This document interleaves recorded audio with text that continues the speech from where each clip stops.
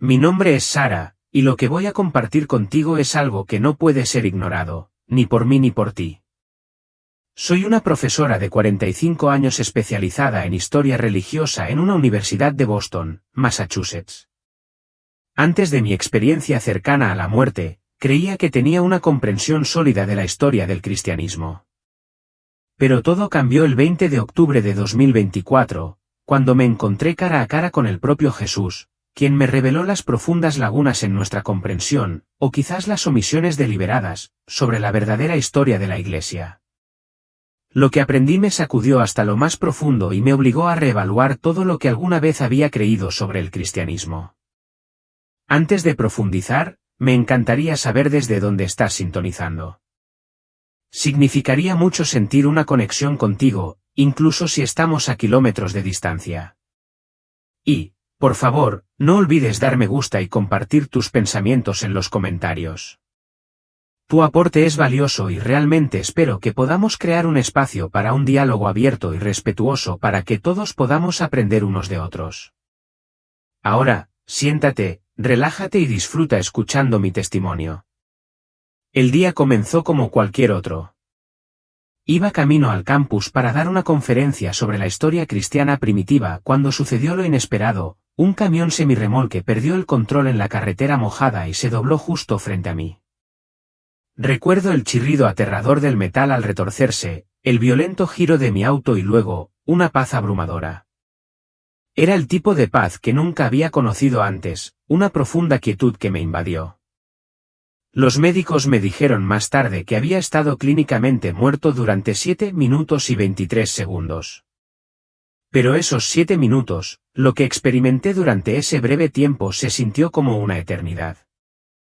Es como si cada momento de mi encuentro existiera congelado en el tiempo, cada uno grabado en mi mente con una claridad que hace que incluso mis recuerdos más vívidos de la vida en la Tierra parezcan distantes y borrosos. La transición a la otra vida no fue nada como lo había imaginado. No había ningún túnel de luz, ninguna experiencia extracorporal. En cambio, el tejido de la realidad misma parecía doblarse y plegarse como las páginas de un libro, revelando algo mucho más profundo y real de lo que jamás había conocido. La forma más cercana en que puedo describirlo es esta: sentí como si me hubiera despertado de un sueño, excepto que, en este caso, nuestra existencia terrenal era el sueño, y yo estaba despertando a lo que solo podría llamarse la realidad última. Y entonces, Él apareció. Jesús estaba de pie frente a mí, pero no como la figura gentil de las vidrieras o los retratos clásicos con los que estamos familiarizados. Su presencia era abrumadora, irradiaba amor puro y verdad, pero al mismo tiempo íntima y profundamente personal. Sus ojos, ojos llenos de la sabiduría de los siglos, también reflejaban un profundo dolor mientras miraba en qué se había convertido su iglesia. Sara, dijo suavemente, pero su voz era como un trueno. Has pasado tu vida estudiando la historia de mi iglesia, pero hay mucho más que necesitas saber, verdades que han estado ocultas, olvidadas o malinterpretadas que estás lista para ver.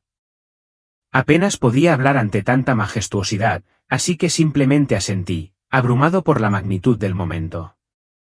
Lo que vino después fue más allá de todo lo que jamás podría haber anticipado, una revelación divina que desafiaría cada concepto que tenía sobre los orígenes y el fundamento del cristianismo. Jesús no solo me habló sobre la iglesia primitiva, sino que me la mostró. En un instante, ya no estábamos en ese momento sagrado, fuimos transportados al pasado, experimentando los eventos tal como realmente se habían desarrollado. No fue una mera visión u observación, sentí como si estuviera viviendo y respirando la historia, entendiéndola a un nivel que ninguna cantidad de investigación académica o textos antiguos podría proporcionar. La primera revelación que me sacudió hasta lo más profundo involucraba el fundamento mismo de la iglesia. Nos encontrábamos en una habitación humilde en Jerusalén, en los días posteriores a la crucifixión, rodeados por los apóstoles. Lo que presencié desafió todo lo que me habían enseñado sobre la estructura jerárquica de la iglesia y su liderazgo. Observa con atención, dijo Jesús, su mirada intensa mientras observábamos a Pedro entre los otros apóstoles. ¿Qué ves? Observé con asombro cómo Pedro, considerado a menudo el primer papa, participaba en las discusiones, no como la figura autoritaria que nos han hecho creer, sino como un igual entre sus hermanos. Sí, era profundamente respetado y sí, ejercía influencia, pero no se erguía como el único gobernante o autoridad suprema sobre los demás, como yo siempre había supuesto. No se trataba de la jerarquía rígida que había estudiado en los textos históricos. Pero, logré preguntar, ¿no hiciste de Pedro la roca sobre la que edificarías tu iglesia? La respuesta de Jesús fue a la vez amable y firme. Sí, le dije esas palabras a Pedro, pero mira cómo las entendieron en ese momento. Señaló la escena que teníamos ante nosotros, donde Pedro estaba profundamente inmerso en una discusión sobre la fe con Santiago, Juan y los demás apóstoles. La roca no tenía que ver con crear una jerarquía rígida con Pedro a la cabeza. Tenía que ver con la fuerza de su fe y su testimonio, que serviría como uno de los muchos cimientos para la creciente comunidad de creyentes. La iglesia primitiva no era la jerarquía formal y estructurada que conocemos hoy. En cambio, era una comunidad vibrante y diversa de creyentes, cada uno aportando sus dones y conocimientos al movimiento. La autoridad no estaba centralizada en un solo individuo o cargo, era compartida entre muchos líderes fieles, todos trabajando juntos para difundir el mensaje de Cristo. La escena cambió en un instante, y de repente, Jesús y yo nos encontramos de pie en las bulliciosas calles de la antigua Roma. El cambio de atmósfera fue sorprendente, de la humilde reunión en Jerusalén al corazón del poder imperial. El aire estaba cargado con el aroma del incienso, y los sonidos del comercio, el culto y la ciudad bulliciosa llenaban las calles que nos rodeaban. Ahora, dijo Jesús, déjame mostrarte algo que desafiará todo lo que te han enseñado sobre cómo mi iglesia llegó a ser lo que es hoy. Delante de mí se desplegó una de las verdades más impactantes sobre la iglesia primitiva, la verdadera historia detrás de la conversión de Constantino. No la versión simplificada que se enseña en las escuelas dominicales, sino la compleja realidad que Jesús me reveló. Observad atentamente, nos dijo Jesús mientras observábamos a Constantino en sus aposentos privados. Lo que estáis a punto de ver ha sido malentendido durante siglos. Observé al poderoso emperador Constantino sentado en tranquila contemplación. No era el momento de pura revelación espiritual del que me habían hablado. En cambio, lo vi calculando las ventajas políticas de abrazar el cristianismo. La famosa visión de la cruz antes de la batalla estaba allí, sí, pero Jesús me mostró cómo este momento no era solo uno de intervención divina, sino que también estaba intrincadamente entrelazado con la ambición política humana. ¿Pero no es esto incorrecto?, pregunté, sintiéndome inquieta. Siempre nos han enseñado que la conversión de Constantino fue puramente milagrosa. La respuesta de Jesús me impactó profundamente, hijo mío, ¿pensabas que no podía obrar a través de la ambición humana para lograr propósitos divinos? La conversión de Constantino fue tanto política como espiritual, un ejemplo perfecto de cómo obrar a través de la complejidad humana para lograr mi voluntad. La revelación me golpeó como un rayo. El establecimiento del cristianismo como religión oficial de Roma no fue solo un triunfo espiritual, sino una maniobra política cuidadosamente orquestada que alteró para siempre el curso de la Iglesia. Después vino lo que tal vez fue la revelación más impactante de todas. Jesús nos transportó al Concilio de Nicea en el año 325 después de Cristo. Pero lo que presencié allí no se parecía en nada a la reunión ordenada y puramente espiritual que siempre había imaginado. En cambio, vi debates apasionados, maniobras políticas e incluso discusiones acaloradas sobre los aspectos más fundamentales de la fe cristiana. Allí es donde se formalizaron muchas de las doctrinas que conocemos hoy, explicó Jesús, pero mire qué humano fue el proceso. Observé, asombrado, cómo los obispos discutían sobre la naturaleza de la divinidad de Cristo, la estructura de la autoridad de la Iglesia y la estandarización de las prácticas cristianas. La sorpresa en mi rostro debe haber sido evidente, porque Jesús se volvió hacia mí, con los ojos llenos de infinita compasión. ¿Te molesta ver esos elementos humanos en la formación de la doctrina de la Iglesia?, preguntó con suavidad. Sí, admití. Siempre pensé, quiero decir, nos enseñan que esas decisiones fueron puramente el resultado de la inspiración divina. Ah, dijo Jesús con una suave sonrisa, pero ¿no es más milagroso que yo pudiera obrar a través de esos procesos humanos para preservar mis verdades esenciales?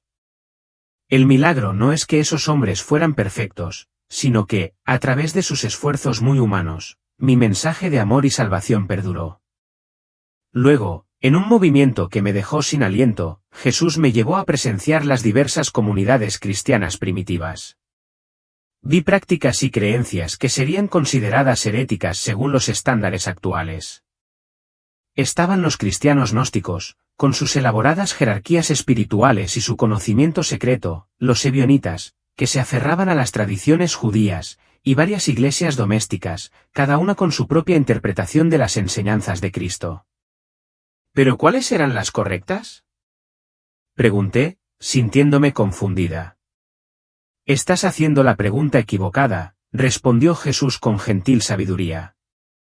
Lo que estás viendo es cómo mis seguidores, en su sincero deseo de entender, interpretaron mis enseñanzas a través de sus propios lentes culturales y espirituales. La verdad se estaba abriendo camino a través del entendimiento humano, como la luz que se filtra a través de un prisma. Avanzamos en el tiempo y fui testigo de cómo la Iglesia comenzó a centralizar su poder en Roma. Pero, una vez más, lo que Jesús me mostró desafió todo lo que me habían enseñado. La elección de Roma como el centro de la Iglesia no se debió únicamente al martirio de Pedro allí, sino también a una cuestión de consideraciones prácticas con respecto al poder, la influencia y el imperio mismo. Observa, dijo Jesús, mientras observábamos a los primeros papas navegar tanto en aguas espirituales como políticas. Observa cómo luchaban por equilibrar el llamado divino con el poder terrenal. Observé cómo la jerarquía de la Iglesia se desarrollaba, lenta pero seguramente, inspirándose en las estructuras administrativas romanas. Las prácticas que ahora consideramos tradiciones inmutables no surgieron completamente formadas, sino que evolucionaron, moldeadas por el paso del tiempo y las necesidades cambiantes de la Iglesia. El papel de los obispos, el creciente poder del papado y la estructura de la autoridad de la Iglesia, cada uno de ellos emergió gradualmente, a través de procesos muy humanos de toma de decisiones y adaptación. Pero entonces, pregunté, ¿qué pasa con la infalibilidad papal, la sucesión apostólica, las cosas que se nos enseñan que son fundamentales para la autoridad de la Iglesia? La respuesta de Jesús fue a la vez gentil y profunda: estas doctrinas no aparecieron de la noche a la mañana. Se desarrollaron con el tiempo a medida que mis seguidores trataron de comprender y organizar mis enseñanzas. La autoridad es real, pero llegó a través de un proceso mucho más complejo de lo que la mayoría de la gente cree. Uno de los momentos más impactantes fue cuando Jesús me mostró cómo se eligieron ciertos evangelios y escritos para el Nuevo Testamento mientras que otros fueron excluidos. Nos encontramos en medio de debates y discusiones que dieron forma a estas decisiones. ¿Ves cómo lucharon?, dijo Jesús, señalando a los líderes de la Iglesia que debatían apasionadamente qué textos incluir. Eran sinceros en su deseo de preservar la verdad, pero el proceso fue mucho más humano de lo que a muchos hoy les gustaría creer. Observé, fascinado y algo perturbado, cómo las decisiones sobre la doctrina y la práctica se desarrollaban mediante una combinación de guía espiritual, debates académicos y sí, a veces conveniencia política. Esta es quizás la verdad más importante que quiero que entiendas, dijo Jesús, volviéndose hacia mí con una intensidad que hizo temblar mi alma. Los elementos humanos en el desarrollo de mi Iglesia no disminuyen su naturaleza divina, la hacen más milagrosa. A través de todas las complejidades de la naturaleza humana, a través de presiones políticas, cambios culturales, debates e incluso conflictos, mi mensaje esencial de amor y salvación ha perdurado. Las escenas ante mí continuaron desarrollándose, cada una más reveladora que la anterior. Observé cómo tomaba forma el desarrollo de la liturgia, cómo se establecía el calendario de la Iglesia y cómo los días festivos y los periodos de ayuno se entretejían en la práctica cristiana. Lo que los cristianos de hoy dan por sentado como prácticas fundamentales surgió de una fascinante mezcla de inspiración espiritual y adaptación cultural. ¿Pero por qué mostrarme todo esto?, pregunté, abrumado por la enormidad de lo que estaba presenciando. ¿Por qué revelar estas verdades complicadas? La respuesta de Jesús fue desafiante y hermosa a la vez, porque es tiempo de que mis seguidores entiendan que la fe no consiste en mantener ilusiones cómodas. La verdadera fe puede abarcar tanto los aspectos divinos como los humanos del desarrollo de mi Iglesia.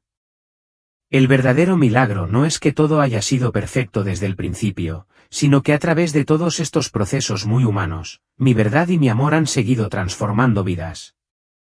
A medida que avanzábamos en estas revelaciones, Jesús me mostró cómo la Iglesia enfrentó diversas crisis y desafíos a lo largo de los siglos.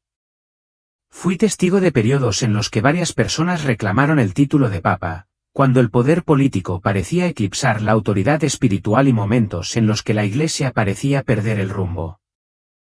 Observen, dijo Jesús durante estas escenas difíciles, como incluso en los tiempos más oscuros, siempre hubo quienes se aferraron a mi verdadero mensaje de amor y salvación. La Iglesia institucional puede luchar, pero mi Iglesia real, la comunidad de corazones fieles, nunca ha fallado. Uno de los momentos más profundos se produjo cuando Jesús me llevó al corazón de la adoración cristiana primitiva. Nos materializamos en varias iglesias domésticas repartidas por todo el Imperio Romano, y la escena que tenía ante mí me hizo llorar. Miren con atención, dijo Jesús, señalando una humilde reunión en una casa romana. Vean cuán diferente era su culto de lo que ustedes conocen hoy. Lo que vi no se parecía en nada a los servicios religiosos modernos a los que estaba acostumbrado. La gente se reunía en grupos íntimos, compartiendo comidas que eran tanto alimento espiritual como sustento físico. Sus oraciones no eran recitaciones formales, sino expresiones sinceras de fe y comunidad. La verdad impactante era que el culto cristiano primitivo tenía poco parecido con los servicios estructurados y formalizados que conocemos hoy.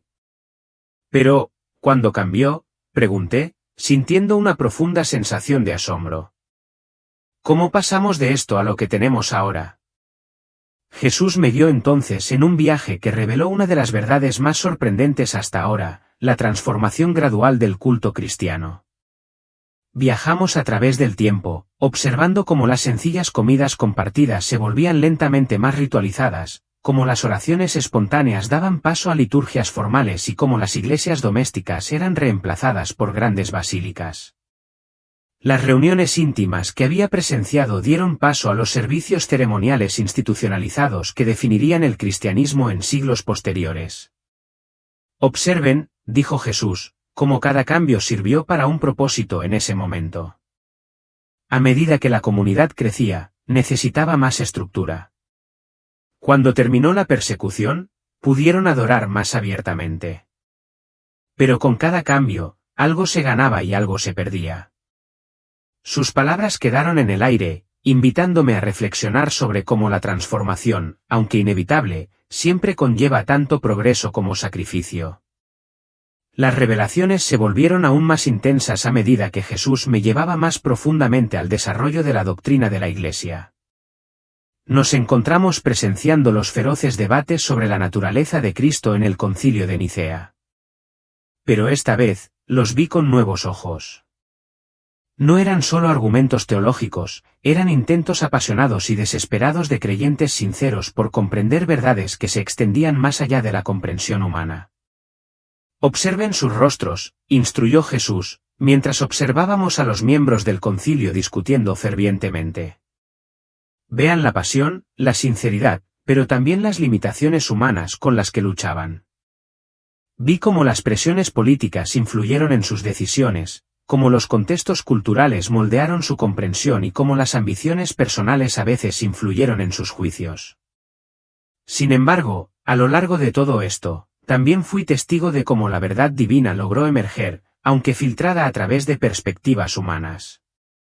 Pero esto es lo que más podría sorprenderlos, dijo Jesús, mientras la escena cambiaba una vez más.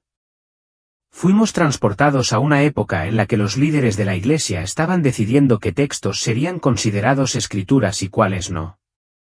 El proceso fue mucho más complejo y humano de lo que jamás había imaginado.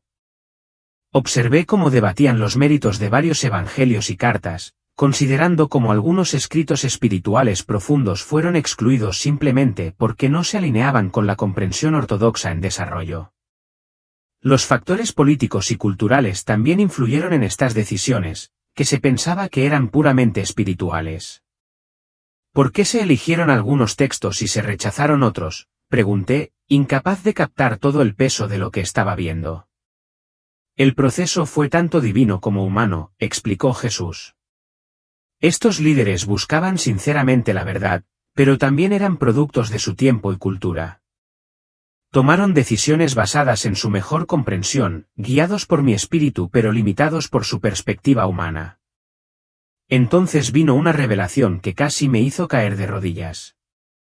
Jesús me mostró cómo evolucionó el concepto de autoridad papal, no como una simple transferencia directa de poder de Pedro, sino como un desarrollo gradual moldeado tanto por las necesidades espirituales como por las realidades políticas. Observa con atención, dijo mientras observábamos las distintas etapas de este desarrollo. Ve cómo la idea de la supremacía papal creció a lo largo de siglos, no días o años. Vi cómo los primeros obispos de Roma fueron adquiriendo cada vez más influencia, cómo las circunstancias políticas contribuyeron a consolidar su autoridad y cómo se elaboraron argumentos teológicos para respaldar su creciente poder. Lo que me sorprendió no fue que esta autoridad no fuera real, sino que su desarrollo fue mucho más complejo que la simple narración que nos suelen contar. Pero entonces, pregunté, con la voz temblorosa por la enormidad de lo que estaba presenciando, ¿qué significa esto para la autoridad de la Iglesia hoy?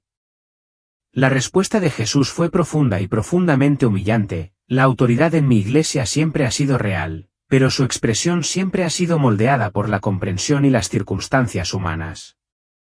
El milagro no es que fuera perfecta desde el principio, sino que a través de todos estos procesos humanos, mi verdad ha seguido guiando y transformando vidas. A medida que avanzábamos en estas revelaciones, Jesús me mostró algo que particularmente desafió mi comprensión, el papel de las mujeres en la Iglesia primitiva.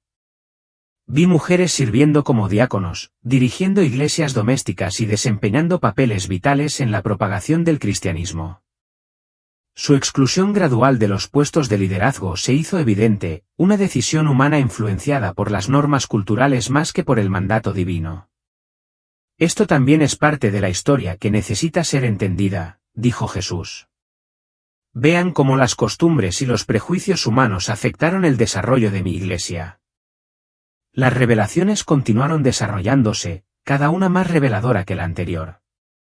Vi cómo la práctica de la confesión evolucionó de la reconciliación pública a la penitencia privada. Fui testigo de cómo la comprensión de la Eucaristía se desarrolló a lo largo de los siglos, creciendo desde un simple acto de recuerdo hasta una práctica profundamente ritualizada. Conceptos como el purgatorio y las indulgencias surgieron con el tiempo a través de una compleja interacción de reflexión teológica e influencias culturales. Pero si todo esto es verdad, pregunté, sintiéndome abrumado por la inmensidad de lo que había aprendido, ¿qué significa para la fe hoy? La respuesta de Jesús fue a la vez desafiante y reconfortante. La verdad sobre el desarrollo de mi Iglesia no debilita la fe, sino que debería fortalecerla. Entender cómo trabajo a través de instrumentos humanos, con todas sus limitaciones y complejidades, muestra el verdadero milagro de mi presencia continua en el mundo. A pesar de todo el desorden, mi amor y mi verdad perduran, guiando y transformando los corazones. Cuando mi tiempo con Jesús se acercaba a su fin, Él me reveló una última y poderosa visión. Vi a la Iglesia a través de los siglos, sus luchas y triunfos, sus momentos de inspiración divina y sus fracasos humanos.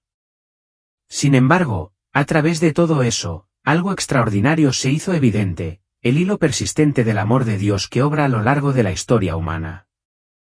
Esta es la verdad más grande de todas, dijo Jesús. Mi Iglesia nunca ha sido perfecta porque está formada por seres humanos imperfectos. Pero a través de todos sus elementos humanos, sus luchas, debates e incluso sus errores, mi mensaje de amor y salvación ha perdurado. Ese es el verdadero milagro. La visión comenzó a desvanecerse y sentí que me atraían suavemente de regreso a mi cuerpo. Pero antes de regresar completamente al mundo, Jesús tenía un último mensaje para mí. Comparte lo que has visto, Sara. Diles que comprender los aspectos humanos del desarrollo de mi Iglesia no disminuye su naturaleza divina, sino que revela el verdadero milagro de cómo obro a través de los seres humanos, en toda su complejidad. Me desperté jadeante en la habitación del hospital, con el peso de lo que había presenciado ardiendo en mi alma. Los médicos dijeron que mi supervivencia había sido un milagro, pero el verdadero milagro fue la profunda revelación que Jesús me había mostrado sobre la verdadera historia de su Iglesia. Desde ese momento, he llevado conmigo estas revelaciones, y ahora entiendo que no socavan la fe, sino que la profundizan. La impactante verdad sobre la Iglesia primitiva no es que fuera perfecta, sino que, a través de todos sus elementos humanos, la verdad y el amor de Dios han seguido transformando vidas. La lección más profunda de mi experiencia es esta: la historia humana de la Iglesia hace que su misión divina sea más milagrosa, no menos. Comprender cómo Dios obra a través de los seres humanos, aceptando sus limitaciones, luchas y complejidades, nos enseña que la fe no consiste en aferrarse a ilusiones cómodas, sino en aceptar la hermosa y compleja realidad de cómo Dios obra en nuestro mundo. Comparto este testimonio no para desafiar su fe, sino para profundizarla. La verdad que Jesús me reveló muestra que la obra de Dios en el mundo es aún más asombrosa de lo que hemos imaginado, no porque sea perfecta, sino porque abarca tanto la guía divina como la lucha humana. Antes de irme, quiero enfatizar que todo lo que Jesús me mostró se alinea con la evidencia histórica y, al mismo tiempo, proporciona una visión espiritual más profunda de cómo se desarrollaron realmente estos eventos. No me mostró una versión simplificada de la historia de la Iglesia, sino la realidad completa e intrincada de cómo el propósito divino obró a través de la agencia humana para construir su Iglesia. Mi testimonio de la experiencia cercana a la muerte no es solo un recuento de información histórica, es un testimonio viviente de cómo Dios obra en el mundo, a través de seres humanos e instituciones humanas, para lograr su propósito divino. Y esa, en última instancia, es la verdad más importante de todas.